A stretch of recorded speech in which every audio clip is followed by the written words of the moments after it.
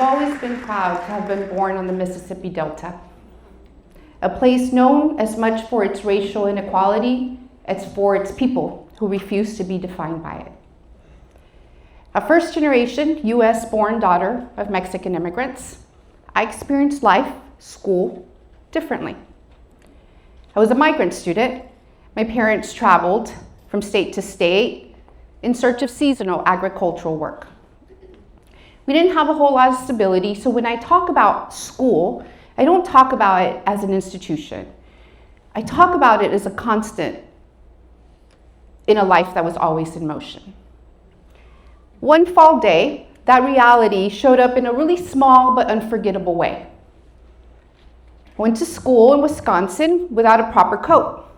Not because my parents didn't care, but because we usually left Wisconsin before it got like Wisconsin cold.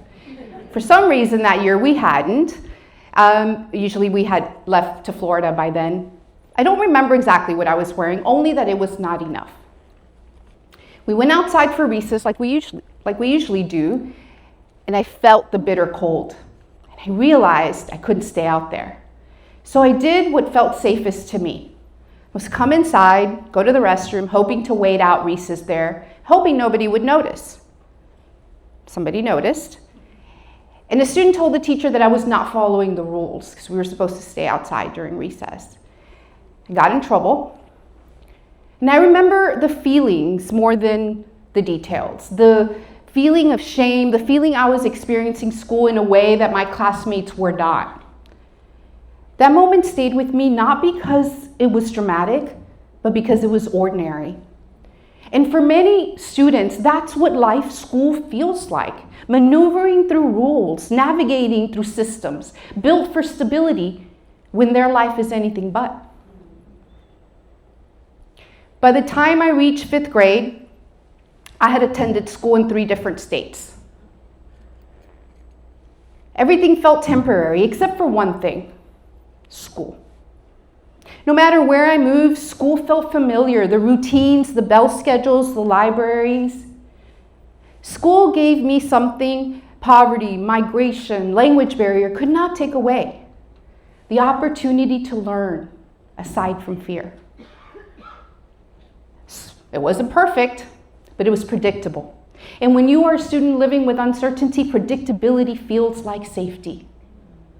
Books became my refuge. They allowed me to travel the world, to see possibilities beyond what I could experience. They helped me build language, to build the confidence I have to stand before you here today. See, school didn't change my reality. It allowed me to grow inside of it. And that's the human factor. It's choosing to see potential and act on it. For many students, today the weight they carry is heavier than the weight I carried. The instability is larger. The distractions are bigger and the weights are heavier. And for students of immigrant families, that instability is even greater. And it follows them into the classrooms. See, the children haven't changed. The weight they carry has. And in a world where everything seems to be changing and automating and is in constant disarray, the promise of public education still lives in the same place it always has: in the daily decisions educators make. See, I've now had the great honor of working with hundreds of educators over the course of the decades in my career. And I have learned that the promise of public education lives in 3 daily decisions educators make. The first one is to create a place safe for students without lowering expectations. Because safety is not softness. Safety is producing a space where students feel free to take risks, to engage in productive struggle. And students do not rise to the level of expectations because we lower them. They do so because we refuse to let fear define them. I have also seen educators make the decision to engage with families from a place of trust, not judgment. Because parent engagement in my family did not look like my parents attending PTA. It looked like sacrifice. It looked like moving for work. It looked like creating a place for homework inside of the home, even when English was not spoken there. And educators who understand that build partnerships with families differently, and they honor effort, not attendance. Lastly, the decision that educators make to protect learning time. Because in a world full of distractions, schools must continue to remain a focus of possibility, a place free of distractions, and educators who protect what is most important, and that is the time to learn, the time to grow, the time to think. And that act, that protection of that time is an act of belief.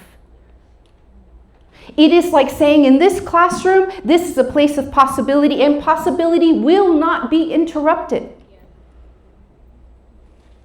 See, when I think about why public education worked for me, I do not think about programs or policies. I think about people. I think about Miss Blondie. She noticed that I read books faster than everyone else in the library. She didn't see a migrant student, and she didn't judge me because my parents didn't participate in school activities. She saw a reader. She put Nancy Drew mysteries in my hands. She introduced me to the classics like John Steinbeck. She tracked how many books I read, and she shared those accomplishments with my classmates. She allowed me to be seen. She did not lower the bar. She did not lower expectations. She widened the doorway for me. And because participation in extracurricular activities was an impossibility in a situation like mine, other educators like her created other opportunities for me to grow inside of. Teachers who put together things like spelling bees, reading competitions, leadership programs. That's the human factor.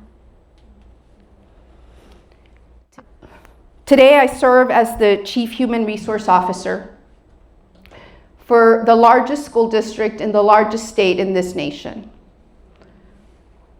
I help create the systems that determine which educators will stand in front of hundreds of thousands of students every day. And this I know to be true. Systems matter, processes matter, policies matter. But in an era of failed systems all across the country, educators still hold what no system ever will. And that's the ability to see a child, make a decision rooted in possibility, and act on it. See, the promise of public education does not live in a school building. It does not live in a policy manual. It lives in the daily decisions made by the adults that show up for children every day. And when we choose to make education human, we keep that promise alive.